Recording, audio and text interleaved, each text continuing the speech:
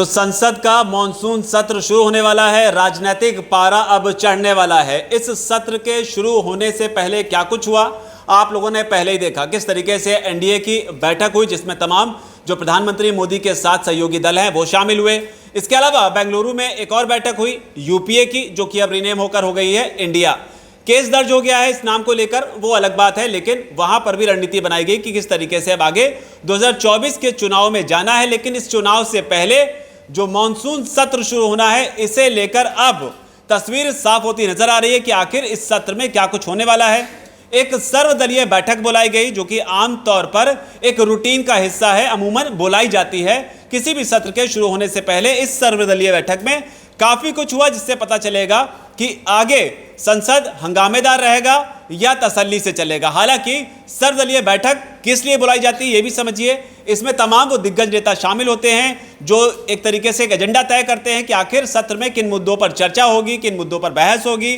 हालांकि जिस तरीके से पिछला सत्र गया है राहुल गांधी के विदेशी दौरे की वजह से, आप कह सकते हैं इसे, क्योंकि तब राहुल गांधी के विदेशी दौरे को लेकर काफी हंगामा हुआ था। उस सत्र में काम कुछ नहीं हुआ, आप कह सकते हैं हंगामे में ही पूरा सत्र गुजर गया। जनता का लाखों करोड़ों रुपए जो है वो इस सत्र में, इस तरह के सत्रों में खर्च होता है, इसलिए जनता की भी नजर आमतौर पर इस पर रहती है। और इसीलिए इस बार जो सत्र होगा उससे पहले सर्वदलीय बैठक जो बुलाई गई, इस बैठक में मुख्यतः कौन कौन सी चीजें निकलकर सामने आई इस बैठक से और आगे किस तरीके से संसद के सत्र से आप उम्मीद कर सकते हैं। तो इस सर्वदलीय बैठक पर या इस मुद्दे पर, राजनीतिक मुद्दे पर हमारे साथ बात करने के लिए मौजूद हैं हमारे सहयोगी हैं हरीश, अच्छी समझ रखते हैं, इस पर उनसे बात करेंगे। हरीश, आज जो बैठक हुई इसमें मुख्यतः मेन मुद्दा जो था वो क्या रहा? जी, सबसे बड़ा मुद्दा रहा मणिपुर हिंसा। अब तक केंद्र सरकार पर आरोप लगते थे कि वो मणिपुर हिंसा पर बोलने एक शब्द पीएम मोदी की तरफ से बिल्कुल कई बार बोला गया इस चीज को कि मोदी जो है इस पर नहीं बोलते। राहुल गांधी भी मणिपुर गए थे। तो विपक्ष की तरफ से सबसे पहला मुद्दा सर्वदलीय बैठक में यही रखा गया कि सबसे पहले हम मणिपुर हिंसा पर चर्चा करना चाहते हैं, जिस पर केंद्र सरकार भी तैयार हो गई है। तो मतलब कुल मिलाकर ये कह सकते हैं कि मणिपुर हिंसा पर, जिस पर प्रधानमंत्री के बयान का इंतजार विपक्ष करता रहा, लगातार मांग भी करता रहा। राहुल गांधी खुद भी मणिपुर जो हिंसा वहां पर हुई वहां पर जाने की उन्होंने कोशिश की, हालांकि उन्हें वहां पर रोका भी गया। इस तरह की खबरें भी निकल सकती। तो इस बार जो है मॉनसून सत्र में जो विपक्ष का सबसे बड़ा हथियार होगा वो शायद मणिपुर हिंसा ही रहेगा। वो मणिपुर हिंसा होगा और केंद्र सरकार का दिल्ली सरकार के खिलाफ जो अध्यादेश था वो सबसे बड़ा मुद्दा रहेगा। तो दिल्ली सरकार को लेकर एक तरीके से आधिकारिक आप इसे कह सकते हैं कि जिसकी अटकलें लगाई जा रही थी कि इस बार केंद्र जो है वो बिल लेकर आएगी, इसे लेकर भी इस बार जो है टॉप पर रखा गया मेरे ख्याल में उसको। जी बिल्कुल टॉप पर है वो। तो इसे लेकर जो है केजरीवाल ने देश भर में घूमा, उन्होंने तमाम राजनीतिक पार्टियों के साथ मुलाकात की, सबको समझाने बुझाने की भी कोशिश की। सब लोग मान गए थे लेकिन कांग्रेस पार्टी नहीं मान रही थी। आखिरकार कांग्रेस ने भी अपना समर्थन दे दिया था कि वो बीजेपी के खिलाफ, कांग्रेस की विचारधारा बीजेपी से अलग रही है। कांग्रेस की सामने चुनौती ये थी कि छोटा दुश्मन चुने या बड़ा दुश्मन चुने, क्योंकि दुश्मन का दुश्मन दोस्त होता, लेकिन यहाँ तो दोनों ही दुश्मन थे। क्योंकि कहा जाता है कि केजरीवाल जो है सत्ता पर जो काबिज हुए वो कांग्रेस को ही बेदखल कर शीला दीक्षित के टाइम पे जो है काबिज हुए थे। एक तरीके से कांग्रेस पार्टी का विकल्प के तौर पर आम आदमी पार्टी उभरी है। तो कांग्रेस के सामने बड़ी चुनौती ये थी कि बीजेपी की खिलाफत करें या केजरीवाल की खिलाफत को चुने। नहीं, इस वक्त कांग्रेस को क्या देखना था कि बड़ा दुश्मन कौन है। बड़ा दुश्मन बीजेपी है। केजरीवाल को कभी भी साइडलाइन कर सकती है। कभी भी कैसे करेंगे? कर तो नहीं पाए अभी तक नहीं कर पाए, बट बीजेपी से तो बीजेपी अभी बड़ी दुश्मन है। उनका मेन फोकस अभी बीजेपी। तो फिलहाल ये कह सकते हैं कि मोदी को हराना है तो केजरीवाल अगर साथ आते तो उनको भी साथ लाना, और केजरीवाल को साथ लाने के लिए यहाँ पर सबसे अहम था, क्योंकि इस बात पर केजरीवाल अड़े हुए थे कि जो उनके खिलाफ अध्यादेश आना है उसमें कांग्रेस पार्टी उनका सहयोग करे, उनको हेल्प करे। और इसी शर्त पर उन्होंने शायद बेंगलुरु में जो बैठक हुई थी उसमें शामिल होने का फैसला लिया था। केजरीवाल पहले भी कह चुके थे अगर कांग्रेस अपना रुख साफ नहीं करेगी तो वो शायद गठबंधन का हिस्सा ना रहे।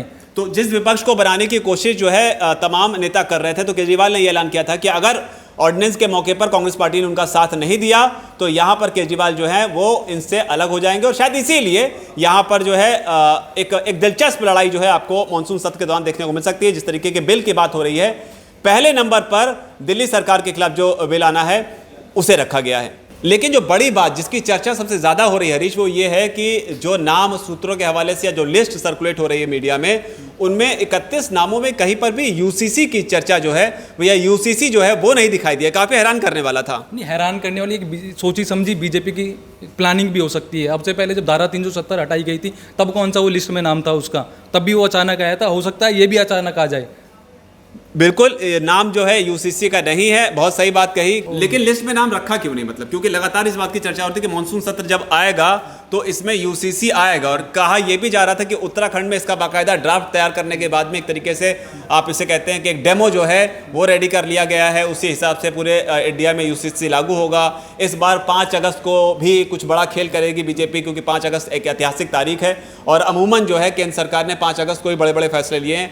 इस तरह की चीज़ें भी लगातार निकलकर सामने है, तो इस बार जो है इस लिस्ट में यूसीसी नहीं है। तो तर्क आप क्या देखते हैं कि क्या इस तरह की रिपोर्ट्स आई जिसमें यूसीसी को आप बेदखल मान के चलते हैं? नहीं, बेदखल नहीं है। दूसरा कारण आप तर्क ये भी हो सकता है कि विधि आयोग ने 14 जुलाई तक सुझाव मांगे थे लोगों से, बाकी धर्म अलग संस्थानों से भी, लेकिन उसकी डेट अब एक्सटेंड करके 28 सितंबर कर दी है, 28 जुलाई कर दी है।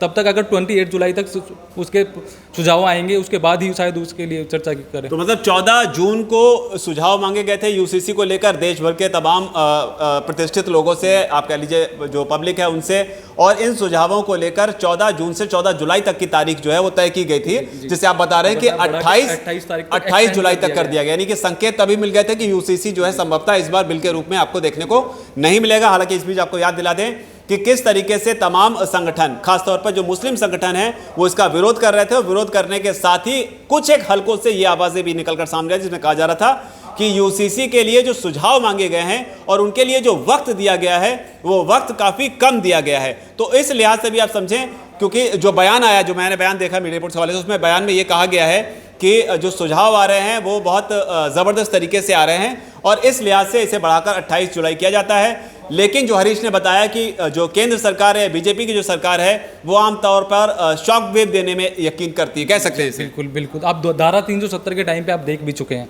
धारा 300, लेकिन धारा 370 का मामला थोड़ा अलग था, क्योंकि धारा 370 में आप अगर अचानक से फैसले करते हैं तो ही वहाँ पर एक तरीके से कह सकते हैं नियंत्रण पाना आसान था, लेकिन यूसीसी के मामले में भी आप देखते हैं ऐसा ही कुछ है। नहीं, यूसीसी के मामले में भी ऐसा ही कुछ है। अगर पहले से ही वो प्लानिंग करके अगर अभी बता देंगे कि लिस्ट में उसका नाम होगा, तो शायद विपक्ष पहले से उसकी तैयारी करके जाए, हंगामा करे, संसद की कार्रवाई स्थगित करने लगे, तो उससे बेहतर है उसे अचानक लिखा है, बाकी पहले काम पूरा हो जाए। बिल्कुल बिल्कुल। तो ये मतलब एक तरीके से जो 31 बिलों के लिस्ट आई है, ये आधिकारिक तौर पर नहीं कह सकते कि यही सब कुछ होगा, इसके अलग भी चीज़ें हो सकती हैं। लगातार मुस्लिम संगठन इस चीज़ को लेकर कहते रहे, और कई जगह पर शरिया कानून का भी हवाला दिया गया कि मुसलमान जो है वो शरिया के हिसाब से चलता है, और शरिया कानून जो है वो सुन्नत से और किस तरीके से कुरान से ली गई है, और इसमें जो फेरबदल है वो मुसलमान बर्दाश्त नहीं किए। तो कई सारे तल्ख बयान जो है ओवैसी की तरफ से भी आए, इसके अलावा कई सारे उलेमाओं की तरफ से भी आए, AIMPL जो है all India Muslim personal law board, उनकी तरफ से भी इस तरह की बातें कही गई। तो शायद इस विरोध को देखते हुए फिलहाल यूसीसी को इस बार जो है इसमें शामिल नहीं किया गया है। लेकिन जो बड़ी खबर इस मामले में है वो शायद ये भी है कि महंगाई को लेकर भी चर्चा के लिए सरकार जो है वो तैयार हो गई है। तो कुल मिलाकर इस बार कई सारे बड़ी चीजें होने वाली हैं, लेकिन कुछ एक बयान भी सामने आए हैं, वो भी चलते चलते बता दें कि आखिर इस पर क्या कुछ कहा है किसने। जैसे कि एक बयान जो है वो संसदीय कार्य मंत्री प्रहलाद जोशी का है। उन्होंने कहा कि सरकार जो है वो नियम के तहत हर मसले पर चर्चा के लिए भी तैयार है। 20 जुलाई से सत्र शुरू होगा मानसून का, और 11 अगस्त तक ये चलेगा। लेकिन अधीर रंजन का बयान आया। अधीर रंजन जो है वो काफ़ी एनर्जी में रहते हैं, जब संसद में जब डिबेट होती है या बहस होती है किस तरीके का, तो काफ़ी ऊर्जा उनमें दिखती है, और कई सारी चीज़ें जो है वो अमूमन संसद में करते देखे जाते हैं। तो अधीर रंजन का बयान भी यहाँ पर काफ़ी मायने रखता है। अधीर रंजन ने कहा है कि ताली दोनों हाथों से बजती है। अगर सरकार चाहती है कि संसद चले, तो उसे विपक्ष के मुद्दों को जगह देनी चाहिए। तो ये बयान जो है अधीर रंजन चौधरी ने दिया। इसके अलावा आप सांसद हैं संजय सिंह, उन्होंने भी इस मामले पर रिएक्ट करते हुए कहा है कि बैठक में मोदी सरकार से दिल्ली के काले अध्यादेश को वापस लेने की मांग उठाई। सुप्रीम कोर्ट के 5 जजों का फैसला 8 दिन कैसे बदल दिया गया? आखिर अध्यादेश के जरिए संविधान संशोधन कैसे किया जा सकता है? तो ये बात जो है वो आम आदमी पार्टी से कही गई। तो कुल मिलाकर कह सकते हैं कि इस बार का जो मानसून सत्र है वो काफी हंगामेदार होने वाला है। मणिपुर का मुद्दा जो है वो जोर शोर तरीके से उठाया जाएगा। केजरीवाल का दिल्ली सरकार जो मामला है उसे भी अब संसद में केजरीवाल के साथ बाकी लोग कितना विरोध करते हैं ये नहीं कह सकते, लेकिन अब बात जब होगी अध्यादेश की, दिल्ली के अध्यादेश की, उस पर भी नजर रहेगी कि ये कैसे आगे बढ़ता है। इसके अलावा महंगाई पर भी, क्योंकि टमाटर की जो कीमतें लगातार बढ़ी हैं, इसे लेकर काफ़ी चर्चा हुई है। इसके लिए भी सरकार जो है बातचीत के लिए तैयार हो गई है, यानी कि इस पर भी सवाल जवाब जो है वो होंगे, सरकार भी इस पर अपना पक्ष रखेगी। तो कुल मिलाकर इंतजार करिए कि इस बार का मॉनसून सत्र जो है क्या कुछ लेकर आता है और किस तरीके का हंगामा जो है इस बार देखने को मिलता है। लेकिन जो बड़ी चीज है, हालांकि सर्वदलीय बैठक में वो चीज निकलकर सामने नहीं आई, वो ये थी कि कांग्रेस पार्टी का जो एक बड़ा मुद्दा है, जिसको कह सकते हैं आप दुखती रग है, वो ये है कि राहुल गांधी की संसद सदस्यता जो है किस तरीके से पिछली बार चली गई थी मोदी सरनेम के मामले को लेकर। हालांकि मामला सुप्रीम कोर्ट में है, उस पर भी हंगामा होगा या उसकी भी कोई बात होगी, ये साफ तौर पर अभी फिलहाल नहीं कह सकते हैं। लेकिन इतना जरूर है कि इस बार का मॉनसून सत्र जोरदार और हंगामेदार होने के पूरे आसार हैं। जो कुछ भी यहां से निकलकर सामने आएगा, पल पल की अपडेट जो है वीके न्यूज आपके लिए लगातार लेकर आता रहेगा। धन्यवाद। वीके न्यूज, राष्ट्र के नाम।